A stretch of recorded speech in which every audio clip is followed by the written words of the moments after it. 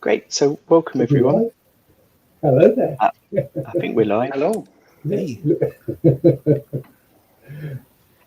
Yeah, I'm coming from a slightly different location, and I'm talking quite quietly because I don't want to disturb my family who are asleep just up there. But hopefully you can all hear me fine. How is everyone? We're Great. good. Not bad. Owen's joining in with the quietness as well. Um. So look, I don't know what we're going to talk about exactly this week, but I noticed a couple of things happen this week that I noticed on YouTube and on Instagram that were posted around that I thought might be a good discussion points. If anyone's in the chat live or is watching in the future, wants to join in by leaving the comments, that'd be great as well. And it was the fact that more and more places are closing down, like so actual retail places or companies that make guitars. So, for example, JHS, not the pedal company, the British guitar making company, who run or own Vintage Pro. Um, uh, Apparently, they were originally Encore. Oh, I cool. I didn't. know I don't know. that. I don't know their original link with Encore. Um, uh, they've closed, but they've closed for an interesting reason, which I'll talk about in a minute. But it just made me realise that more and more people are shutting up shop because I've noticed a number of boutique builders have stopped building or have told me they're about to stop building because it's just not viable anymore. Um, we had Godfrey Guitars on. So if you look at the archive, you'll see his one on the archive. He was on, and he's basically stopped making guitars now. He's making guitar related things like his bridges and things. But have we got We've got an encore bass. No, an encore. Oh, sorry, guitar. Sorry. This is the first guitar I ever bought, ever. ah, I bought it in a local music shop, and then as the years went by, I traded it in for something which I thought it was better. But I always regretted not having it, and it turned up in a second-hand shop, and it's very distinctive because the neck pocket has a crack in it, and there's a defect in the paint. So I knew it was mine. I actually ended up buying it for almost twice the price it was new, and it's still a terrible guitar. But I have it back, which is nice. that's crazy. That's crazy that you got it back. Yeah. Yeah, and it plays okay. I mean, honestly, it's a bit weird because it's not standard. All the pickup spacing. I was hoping to bring it up to spec because some of this stuff is discolored. Like the knobs here have gone yellow and the pickup covers have gone yellow. But they're just this bizarre string spacing that seems to be unique to Encore. So I said, you know what, I'm just going to leave it the way it is, and it plays okay. I'll refret it at some point, but yeah, it's a bit of fun. Interesting though about all these acquisitions and stuff going on, and companies buying companies and companies going out of business. I mentioned it in Discord, but Marshall got bought. So big, famous Marshall amp company got bought by a Chinese company called Zound. And it seems to have come from the relationship where Zound were making, these Bluetooth Marshall speakers you see like in PC World and Curry's and Oh yeah, Best Buy and stuff like that. And they, they're kind of kitsch. They're okay. They were manufactured by Zound by using Marshall's name, and Zound made all those Marshall headphones as well. And then at some point, Zound just went, screw it, we're going to buy the company. that's crazy. So when did that happen? I think it was last year. Yeah, it wasn't. I think it was long ago. I was looking it up before we came on air. I don't. Yeah. I thought it was. I thought the Zand was a Swedish company though. I think they've got some sort of They Chinese got Chinese. offering in there as well. But the interesting thing about it really is that, it follows a trend where companies that acquire companies that have really established lineage and brand loyalty. And then there's this wonderful internet term called, and Mark's going to laugh at me now when I use this, but enshittification, where something that's good slowly erodes and becomes worse and worse over time. And that tends to happen after these acquisitions because when the company is self-owned, they tend to not compromise on things. They tend to build things the way they had because that's what the customers expected. And that runs for a while. And then after a bit of time, people try and get so when you're building an electronics project, there's this thing called the BOM, the bill of materials, and they try and get the bill of materials cost down and down and down by not necessarily compromising on how it's built, but certainly by re-engineering how it's built. And I think when you do that and the magic isn't there anymore, people get a little bit stressed about that. And it can really impact the longevity of the brand as well. But I think Marshall are kind of big enough that a lot of people won't know or care for a while. But it will be interesting to see if we're having this conversation in 5 years and what their product offerings are then. Neil's just mentioned that some Chinese companies have own companies in other countries, so they can say it's made there. So that might be where that link is, Dave. Hey, look, when I suggested talking about this, I did make clear to the other three here, so people watching live should know this up front, that I have done no research and have no background knowledge on it, unlike a lot of the videos I have been watching on YouTube. I just thought it would be interesting to help me think things through by having a chat with people about it. So just to put a bit of context, what happened for me was I'm trying to find ways to earn a living making guitars, and I've been thinking about how I can work for other people. So I wanted to talk to Vintage about doing something with them. I had an idea. I spoke to a friend who's got some connections with Vintage, and we thought actually they would be a good company to approach.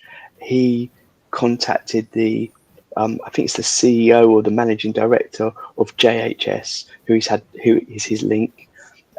This was happening over 2 weeks it took, and then that guy messaged back, this guy called Paul. Yeah, I'll be interested to talk to Daniel. Give him my email address. So I got the email address, sent him the email. Didn't hear for 2 days, and then saw the announcement that JHS is closing down. So that was the end of that one. But that made me think more and more about how hard it is to exist in the current world of guitar building, because I know a lot of the people that watch this, a lot of the people that we've had on, and a lot of people we talk to build not for the purpose of selling necessarily. If they do, it's just to sell so they can build some more. It's not necessarily to run a business. But it always occurred to me that I live in Brighton, and Brighton has a reasonable amount of guitar shops, and some of those shops definitely sell or stock smaller builders. They can do a kind of sale or return thing. They can help promote people in a way an online company like Thomann, for example, Thomann couldn't do. That they have a bigger stock from bigger brands that they can ship next day all around the world. And it feels like the opportunity for people or smaller brands is disappearing quite quickly, because to shop with a big store, even like Guitar or something like that, you're going to have stock, and you're going to have stock in a place where it can be delivered easily or distributed. And that doesn't really work if you're just making a handful of guitars each year. Yeah, I tell you what, I was watching old Daisy Tempest the other day. She was talking about this. How do you make a living out of guitar making? And she's adopted the approach of she's really high end. And as I understand it, she has an agent that she uses to get new work. So she'll build like 1 or 2 guitars a year. I mean, one of the guitars that she sold, I think recently, was about $26,000, something like that. It went for. So she's gone for a particular niche. Is Owen going to get that one now? That's right. He's going to get Daisy's guitar. But Daniel, I mean, you produce something that is so unique. I mean, you just can't see it anywhere else. Is there an opportunity there to look for perhaps an agent where they're targeting for you almost? Yeah, but the problem is I'm not in any situation where I've got any money to invest in more things like that. But even that scenario, Dave, with Daisy, like you sell a guitar for $6,000, you make 2 guitars a year. That math doesn't work. 26. You want 26. Okay. Yeah, 26,000. It wasn't. Yeah. Okay, so maybe let's just say 26,000. All right. Yeah, okay. Let's just say that, and you sell 2 guitars a year. Okay. Yeah. Can you still make a living off of that? Here's Good what question. I think. Yeah, I think that guitar builders have all their eggs in one basket. So when Daniel, when you say that there's certain guitar builders that are quitting building guitars and maybe moving over to like the custom furniture trade. That to me is like the same thing. Like diversification is the key. You have to diversify. So you don't stop building guitars. You build guitars and furniture, and you build tools, and you teach, and you build the plans, sell the plans to build the tools and build the guitars to build the furniture. You diversify. That's the only way to do it. I mean, weirdly, when I first started making guitars and customizing guitars, I did it alongside my other job, and I sold way more than I'm selling now. But I'm not sure if that is anything to do with the market that existed at the time compared to now. But yeah, I understand what you're saying. My concern was the way you reach an audience changing if the brick and mortar stores where smaller builders could potentially sell start disappearing. And the only way to sell is either online through Reverb, through eBay, through Etsy, but then or your own website and social media sites. That seems to be the only way to sell, because you can't really sell through a bigger shop online. Or maybe you can. Mark's diversification thing is really interesting because we suffered an exodus here in Ireland of physical shops closing.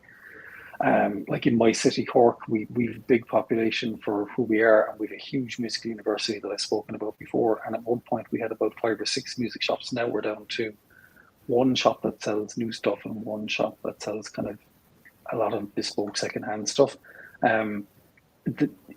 It's challenging, but a friend of mine lives in an even smaller town, and he has a tiny little music shop, and he's doing okay because like he has different revenue sources in the shop. He rents out his top floors for teachers to teach students, and he gets a little bit of a kickback from that. And then the students coming in and out every day have to walk through the shop and see their next guitar they want to buy. And you know, the parents are in the coffee shop next door, and they'll come in, wait for the kid, and see something and buy something for the kid.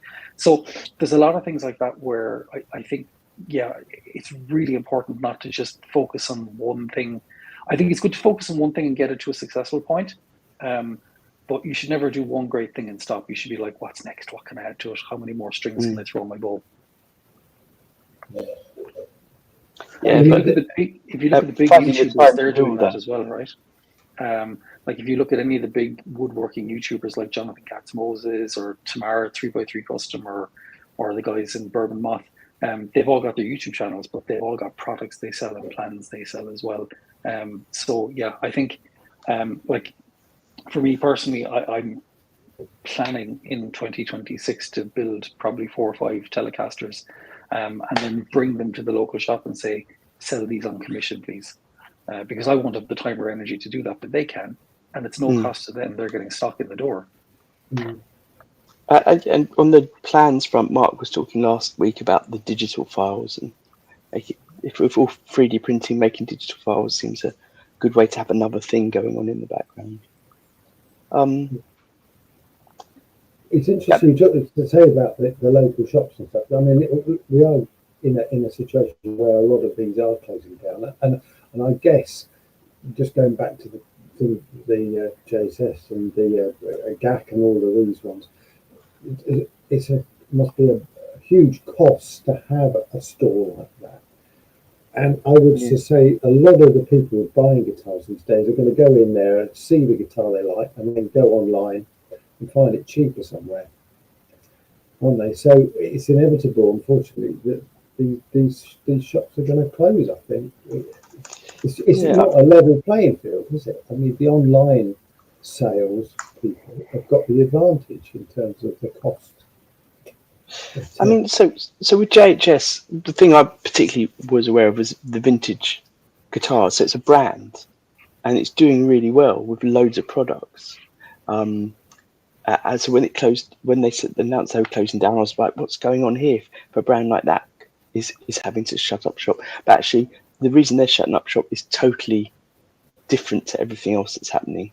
So the original owner had passed away, and in his will, or however his estate works, it was said that they need to sell the company on. and they can't find a buyer.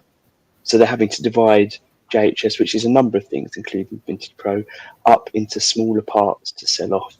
And some of what they'll be selling off is, in a way, linked to what Owen just said. They'll be selling off brands and IPs.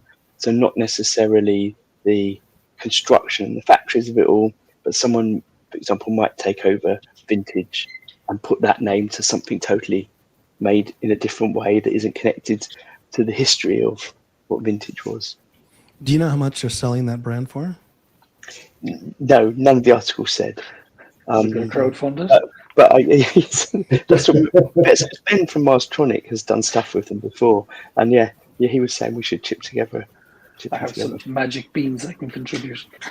Because it's a shame. It seems like a good, it's a UK business. It's doing well, but because of this, I mean, I imagine if the owner knew that no one was going to buy it, maybe he would have set it up differently. But I assume there's a reason why it needs to be sold, because presumably whoever is the group of people that run it at the moment haven't got the funds themselves to keep running it or own it outright.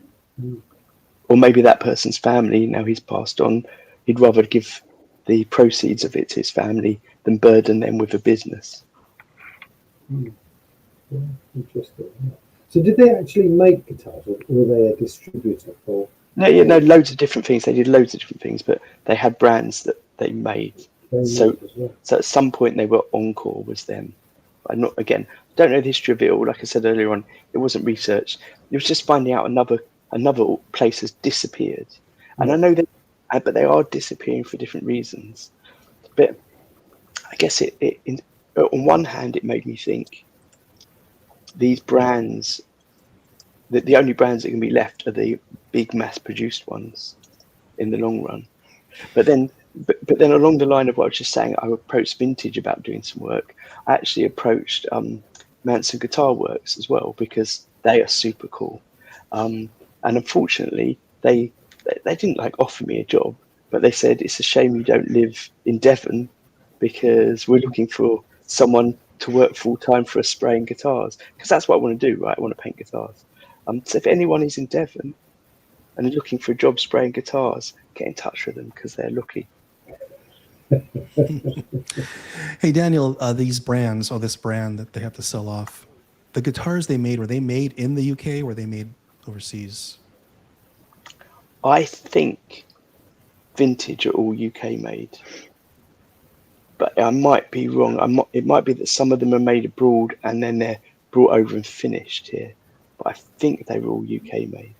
Yeah. Because that's one of the reasons I approached them, was because I thought I was looking for someone I could work with, whether things were built here, so potentially I could do smaller one-offs or smaller runs of kind of unique customizations for them, and they'd have to be here, so we could do a little bit of shipping, like 20 units to me, I'll work on them, ship them back, kind of thing. So back to what I was just saying about Manson Guitar Works. I'm just saying that I was worried that all these brands were going to disappear, just going to be the big brands, but they're clearly doing well because they need to spray so many bodies a month. So there is hope for smaller brands, but you need to get to a certain size, I think, to be like that. You mentioned finishing there. Is that something that you do offer other people, guitar finishing? Yeah, that's what I've been doing for a while. So here Deja's saying they're selling off various lines, apparently. Yeah, no, I don't know about the liquidation in real time. I'm sure more will come out about it. I only read about it yesterday or Sunday. But I guess what I was interested in is, how do we, as people that may want to sell? So Owen's saying try his local shop, and I was saying to these guys off air that Mike from Ingold Audio has been on, so he's in the archive as well. If you haven't seen the archive, we've got 85 episodes where we do 1.5 hour interviews with people. He's in there, link in the description. He was saying that a lot of his sales come through Reddit. So I've never really used Reddit before. About 5 or 6 years ago, I did a series on YouTube, and someone started interacting with that series, saying, "Oh, you should definitely do Reddit. Let me help you out." And we had a bit of interaction, and I felt like I didn't know how I could have someone doing all my social media on a platform I didn't really understand, so it didn't go ahead. But so I've been back on Reddit, and you can't really go on Reddit and just sell things because it's not a place to advertise sales. But there are lots of guitar-based, essentially, forums on it. Some of them are guitar making, some of them are guitar playing, some of them are about showing off your new gear and stuff. So I've just been posting sort of work in progress of some of the things I've been doing on different pages. And like I posted some end of last week, and I think they've had around 70,000 views, which is a lot more than I get on something like Instagram or YouTube. And as a result, there's a lot of comments, and some of those comments are really interesting. So I've literally been saying, "Here's a guitar I've just painted. What do you think?" And some people saying they like it, which is brilliant. But some people are giving quite constructive feedback, which I found really interesting, because obviously the stuff I do, I think, is quite divisive. It's quite subjective, whether you're going to like a paint job or another. And some people saying, we like these elements and we'd like it on a plain body kind of thing. And that's given me more ideas of ways to do stuff. But it's also interesting how aggressive some people are with their dislike of things. But you've got to live with that, I think. Welcome to Reddit. Yeah, Ray's on Reddit quite a bit. Ray's up there with his 3D printed guitars quite a bit. Don't you think you would get way more foot traffic on platforms like Reddit than in a small shop in a small town? Yes, but if someone goes into a shop to buy something, whereas if you go into Reddit, you're not necessarily looking to buy. But I mean, I sold a guitar on Reddit the first time I went on it to do this in December, and some people have been asking about what I'm doing, and in the comments I'll just say, "Oh, I can do a custom job for you. I can paint your guitar, or this one's going to be for sale soon." So I think there is potential there, and it seems to be a way to get to more people than any other platform I've used. It seems like the reach is much greater on a platform like Reddit then. And that's what you're really going for, right? Like reach. Yes, but also I think, I've got no evidence for this, but I think Reddit's probably more my target audience as well, as in I think middle-aged men are more likely to be using Reddit than anywhere else. And as we said before, the dentist is my target audience. The person with the throwaway, not that all dentists are rich, but that kind of person with a certain amount of cash and that sort of interest. And when you're on a subreddit that is focused on guitars, some of those people are really into guitars, like real collectors and things.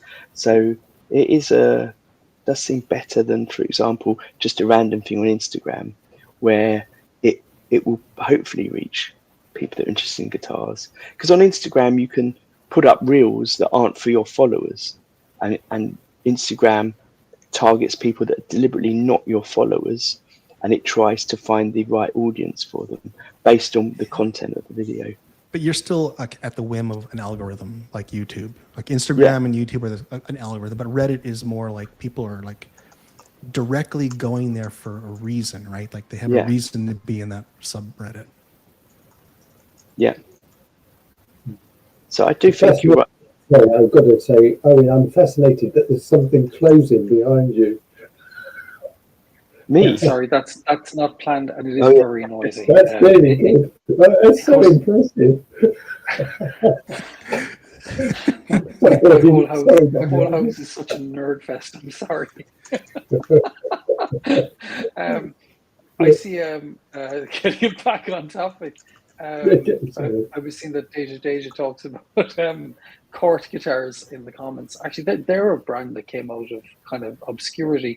Cort, when I came across them first, would have been in the late 1990s, and they were a shit brand that was being sold down the back of the local TV store.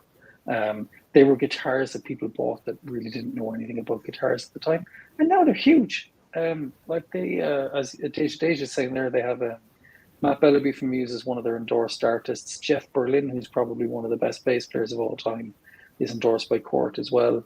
A friend of mine, Lorenzo Felicitati, is endorsed in Italy as well, and loads of big guitar players are now endorsed by Court, which is kind of strange because, like, if you look at their trajectory, like they really weren't on the map anywhere until about kind of, I want to say 5 to 8 years ago. Deja is implying that Court and Manson have a connection. So Manson are the ones that make Matt Bellamy guitars, and Matt Bellamy from Muse is, I can't remember what it was very recently, became the major shareholder of the company. So in fact, Mr. Glynn from Mr. Glynn's Pickups, on his YouTube channel, he has a series where he interviews different luthiers, and he interviewed, my brain's gone, the head luthier from Manson Guitar Works, and it's very interesting. He was talking about the relationship of working with Matt and how Matt's driven the business, really. That's really cool.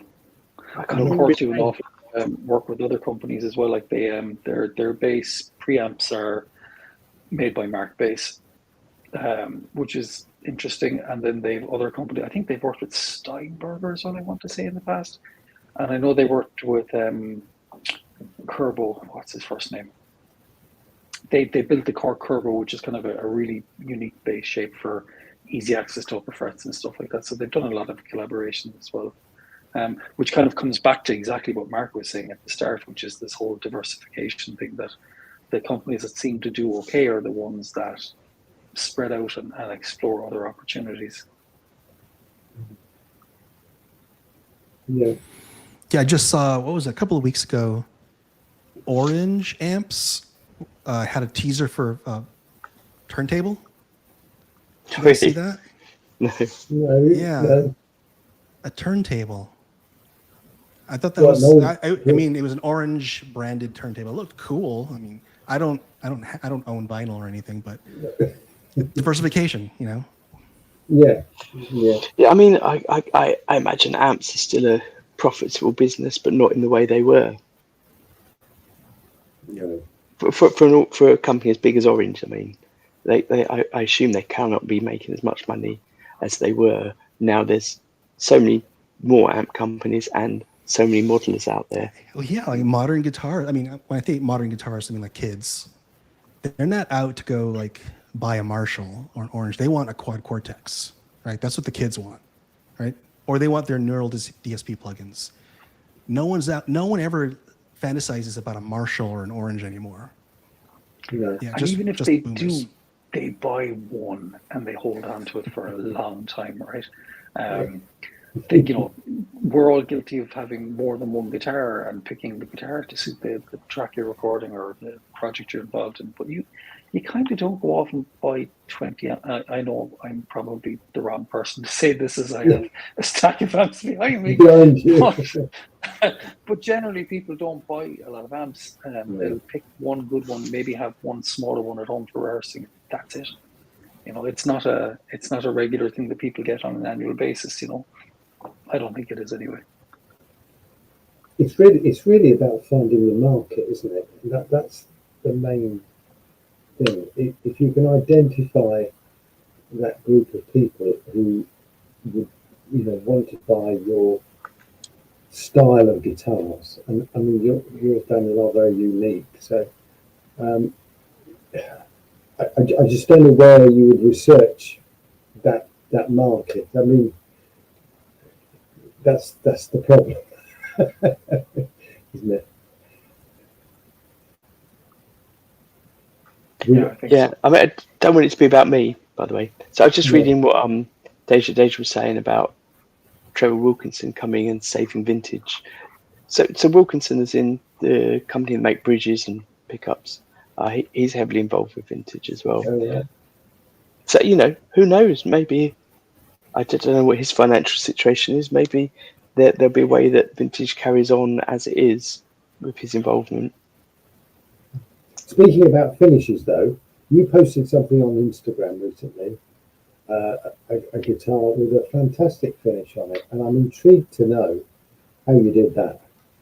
No, what was it? Now then, You just dropped a that- lot, Daniel. You were it's dropping all sorts of stuff. It's the one I The reason I commented dropped a on. lot is I realised I just messaged the CEO of a company, and he might check out my Instagram and see some of my. I better put a lot of finishes up this week, because basically I'd filmed them all, and the plan was to drop one a week, and then but then of course I can see what They you were mean. all good. Every They single were, one of them. they were amazing. They were amazing finishes. The one I was looking at there was that sort of cracked finish. okay, hold on, I'll just share. I've just seen Eddie saying that he thought Trevor started vintage. I'll just default back to my initial comment that I've done this. I just wanted to have a chat without any research, so forgive me for everything. But I can talk about myself, so that's okay. I think I know what I'm talking about when I talk about. Though often I realise I don't know my own personal history very well. So let me just share. You can tell me which one it was. I'm just trying to find. Gosh, Um, you have posted a lot. was it any? It's Tell like me.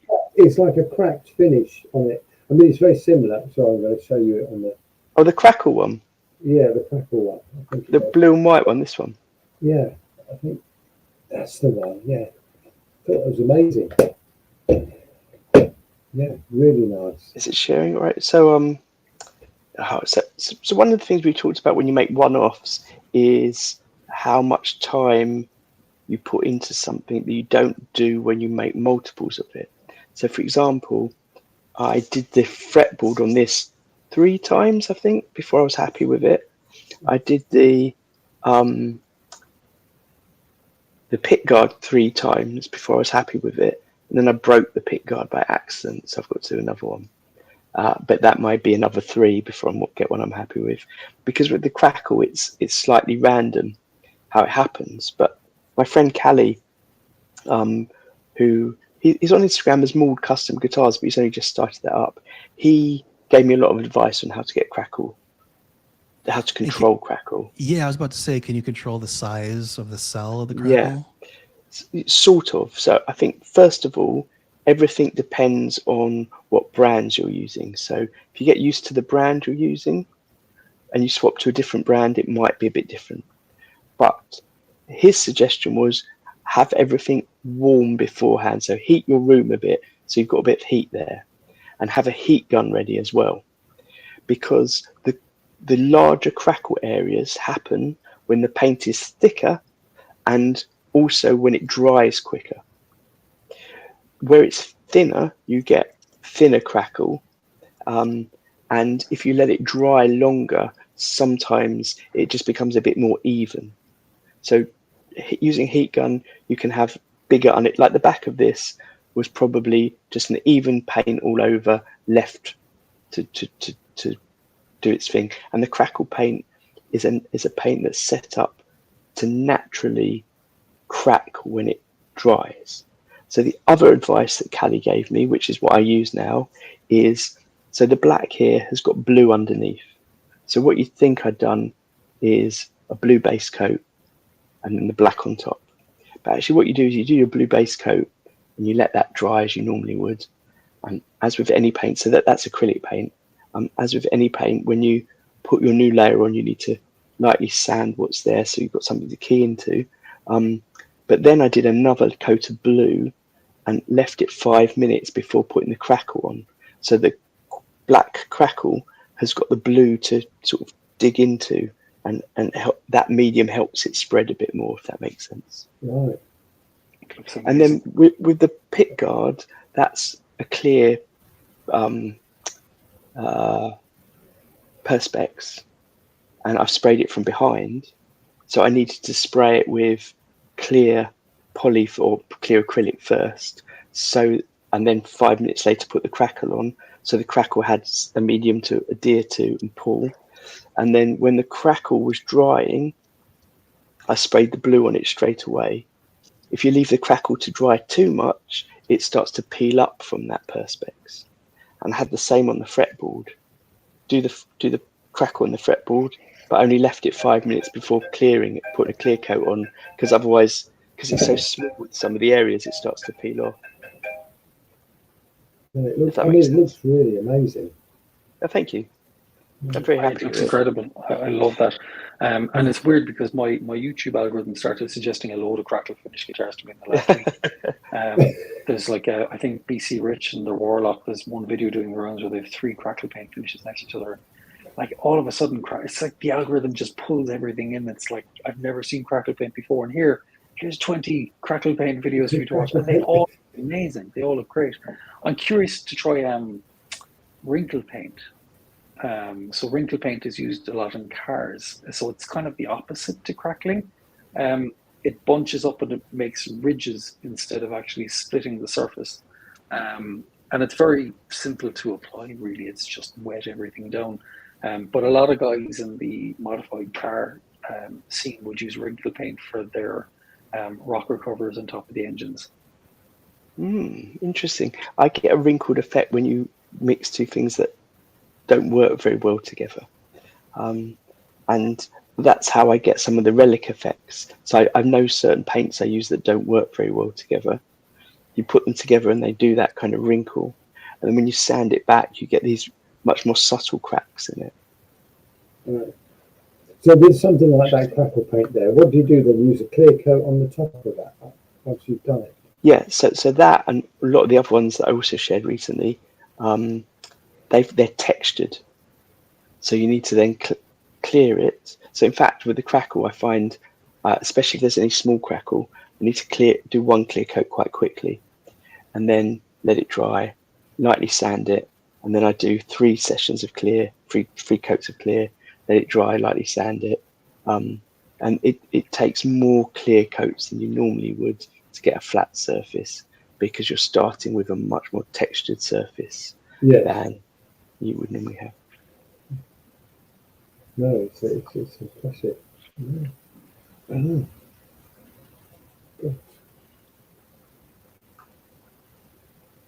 Deja, I can't remember, how did you come across our channel? You seem to be hanging with all the cool people. If you're hanging with Crackle Finish and Hydro Dipper fans and shredders from the 80s. Yes, good. If anyone's watching that's just new to the channel, let us know in the comments how you found us. We do witter on a bit, but hopefully it's interesting. It's always more interesting when people interact, even in the future. I got something new for the workshop. Would you like to see it? Oh, yes. We would.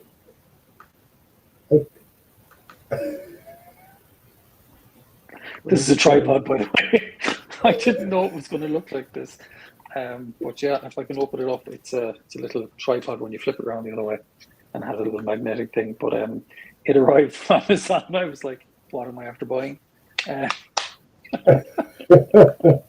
it looks, I have this sitting on my desk because the magnetic bit is at the bottom, but I had a friend call over last weekend and he was kind of looking at it out the side of his eye and he was thinking, I don't know, should I say anything?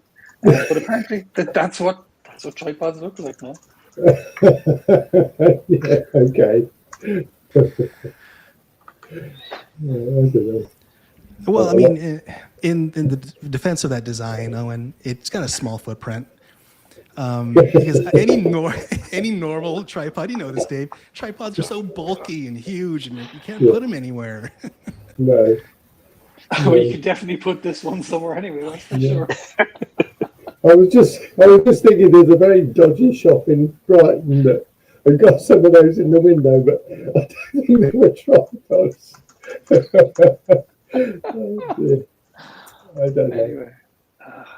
Oh, I don't know. Hey, well, I'll tell you what, can I show you my latest project? I've got a granddaughter coming over and she said, I want to do some programming, Granddad, so we build something. So, yeah, here we go.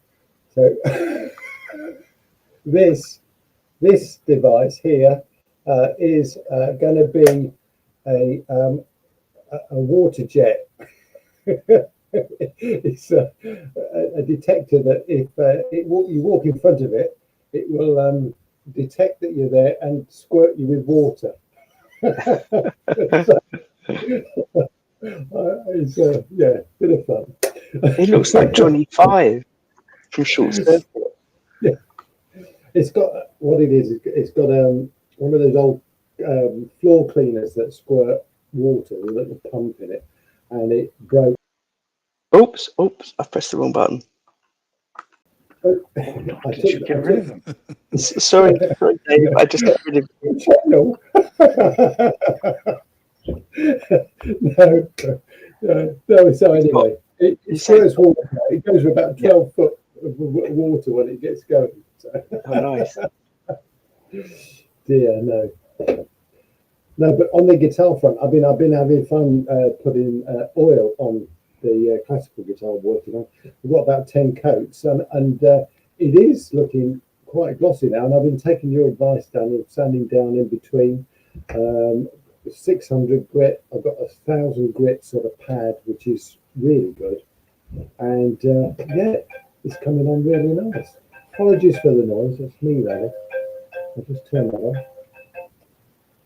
Yeah, it's just having a lot of patience, isn't it? Because it takes about 24 hours for this stuff to dry properly. So you do it, and then that's it.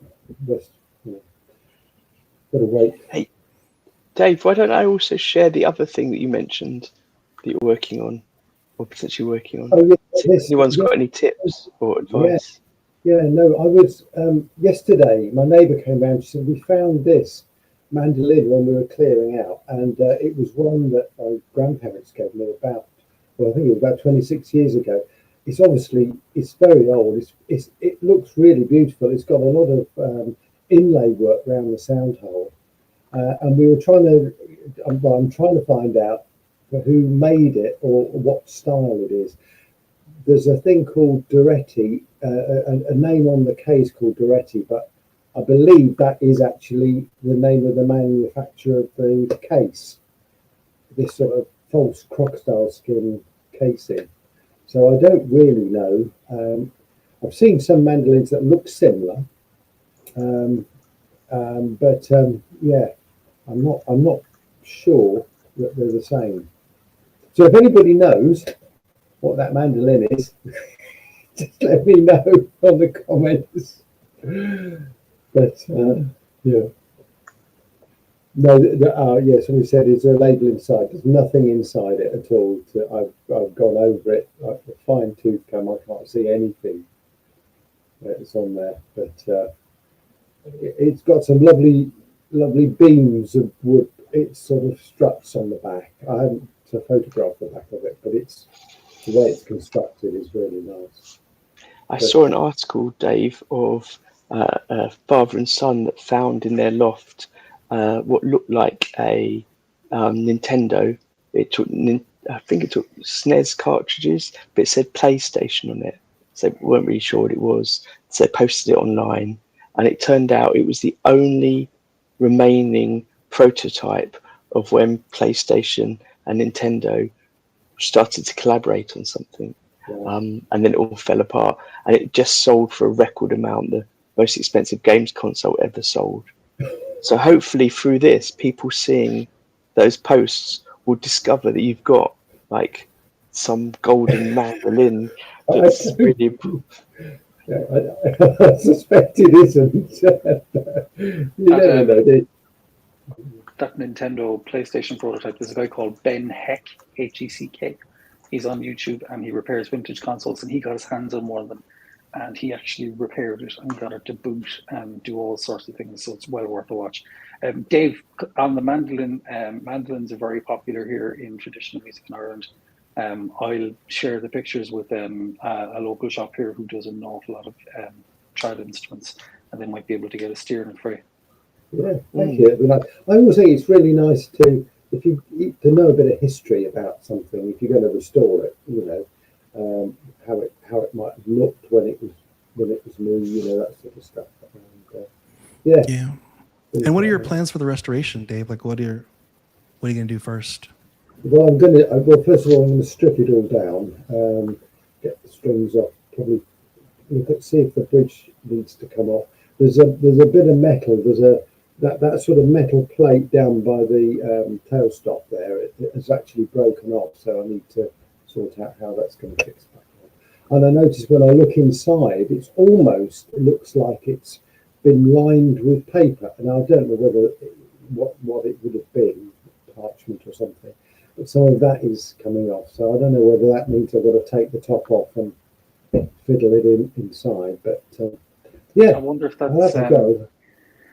that paper, an awful lot of like early woodworking stuff would have had something like paper, but they would have applied dope to it as well. Right. A lot of guys making model aircraft did that to strengthen up the weak wood joints. So it could be that. That's possibly what it is. Definitely, yeah. No, but I do enjoy challenges like this. Somebody gave me an old parlor guitar to have a look at, which the headstock was cracked and it rattled. And I thought, okay, fair enough. If I get my hand in there, I can probably just glue round the bits that rattle. So I did that. Next day, I picked it up. Sure enough, it's rattling again. So in the end, I thought, okay, just go for it. Took the top off, and it was really interesting because what had happened, all the glue, whether it was hide glue, I don't know what, it was all dried out, and it all come loose. So everything was loose. So it was just a question of stripping it all off, re-gluing the whole lot, putting it all back together again. And the fretboard on the thing was painted. I thought, I can't have that. It just didn't really look right. So I took that off and put a nice wood finish. I think it was a rosewood sort of style, Brazilian rosewood. And it looked beautiful at the end. it was just a lovely thing to have done, you know. So I'm hoping this one's going to look good as well. I had the same experience, Dave. I was restoring a very, very old archtop. I don't know, the year 50s maybe. And the same thing with the glue. Whatever glue they used back then had become so brittle that it just cracked into pieces, and all the pieces were just becoming unglued. Again, I don't know what kind of glue they were using, and that just kind of begs the question, like, what's going to happen to our glue that we're using today? Like, what does our glue look like in 60, 70, 80 years? Yeah. You know? We don't know. No. We need to, Mark, this is research about this idea. I've got a book that's sat next to my bed for 3 years now that I've not read, which is a guy who's written about glues and paints. I'm going to start reading it now. You're going to tell us. No. Yeah, it's really interesting. I think the PVAs will probably have some lasting power, but the ones that I think that we might have concerns of would be the CA glues, the super glues, because they're becoming more and more used in guitar making, right? So we're filling everything with CA glue and sawdust, and some people are using CA glue as a finish. So it'll be interesting to see if that remains supple over 10, 20, 30 years. Don't know if it will. Mm. Interesting. Yeah. You see, I was in photography for many years, industrial photography, and obviously the thing there was, how long were the prints going to last? You know, how long was it before the colour would fade? You know, and that sort of stuff. I mean, this is the same sort of problem. That you've got to leave it for that time to see. Yeah. Well, I still occasionally work at Tate, a British Art Gallery, or series of galleries, and they have people that specialise in restoration of their work, and they also do research into it. And one time I was there, and I went down into the restoration area, and literally in the basement was a scientist in a room with no windows, with a machine that had lots of little vials of paper in it that you could put in the machine, and it could expose it to fake sunlight, so you could tell what would happen to paper if it was out for a certain amount of time. So they were doing research into basically how to maintain and store their drawings, and a lot of their prints have certain amount of light that can be shone on it. So they're in special spotlit rooms with a certain strength of light or certain type of frequency of light ray, or they're only allowed to be out for a certain amount of time per year on display. It's so interesting. Yeah. They also have people that look into the restoration of the paint, and that's what we're going to have in the future with the CA, I guess. Sorry, Mark. Oh no, I had recently bought one of those UV bulbs, and not the kind of UV bulbs for like aquariums and pets, but it was like there's different types of UV, right? UVA, UVB, UVC, and I was interested in the UV light that will transform and discolor plastic to see if I could age plastic, right? Like guitar plastic. So I bought one of these special bulbs, and I shine it at, I put a pick guard or whatever on a piece of cardboard, and I just let that light go for like a couple of days, whatever, right? I come back, finally turn that light off, and there was no discoloration to the pick guard. It didn't do what I thought it was going to do. But I take the pick guard off the cardboard, and the cardboard had completely 100% like had this imprint of the pick guard, like the discoloration in the paper, like the paper. So yeah, UV has this like incredible impact on paper for some reason. Yeah. And on the glue note, I don't know if you guys remember, I did a project where I did the 1 year in the garden project. Yeah. Okay, so I took a Telecaster body. I bought a brand new Telecaster body. Right. Made modern, right? And then I threw it out in the garden, and then I forgot about it for 1 year. So it was outside in the garden for the thunderstorms, the floods, triple-digit Texas heat, the cold, the ice apocalypses, 1 year. And when I get back to it, the glue had all but disappeared. So it was a 3-piece tally, and it was in 3 pieces. Yeah. The glue just could not withstand the elements of nature for 1 year. Yeah. Good gracious. So what glue do they use? Do you know? There's a modern, I would say a modern PVA glue, probably. Yeah. Yeah. Because I know people suggest using hide glue. I've never used that at all. It just seems a bit of a faff to me. But yeah, interesting. Yeah, I won't leave now. I don't know why people would use hide glue, but I heard Ken Parker say that modern glues have a lot of solids in them, like solids as in like there's a thickness to it, right? Hide glue, the solids are much smaller. So if you're doing 2 plates together, like an acoustic top, right? The seam can be much tighter if you're using hide glue because modern glues, the solids are quite big. Right. That's what Ken Parker says. Yeah. Okay. Today I put tops on 3 guitars, 3D printed tops I've made in sections onto 3 guitars. I used impact adhesive, EVA, I forgot what it's called. So you put it on both surfaces, leave it 15 minutes, put it together. And of course, the tops are in pieces. And I'm just used to putting it on with PVA. And of course, when these 2 contacts touch each other, they don't move. So I'm ripping bits up on the first one, so the first test, and then the next one, doing it together. I'm wearing gloves when I'm doing it, spreading the glue with my gloves on, and then I can't open my fingers to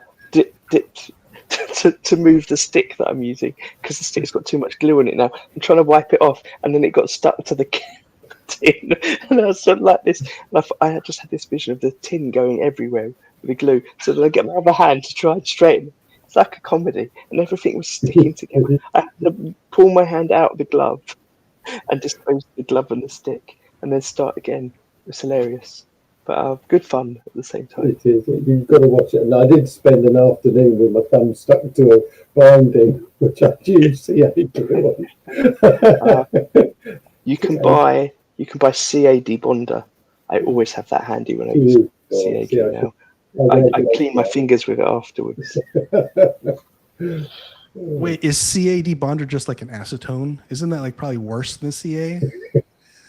Yeah, it probably is worse for me and my health overall. Okay. But it means I can open my fingers again, or not leave a bit of my thumb on a guitar.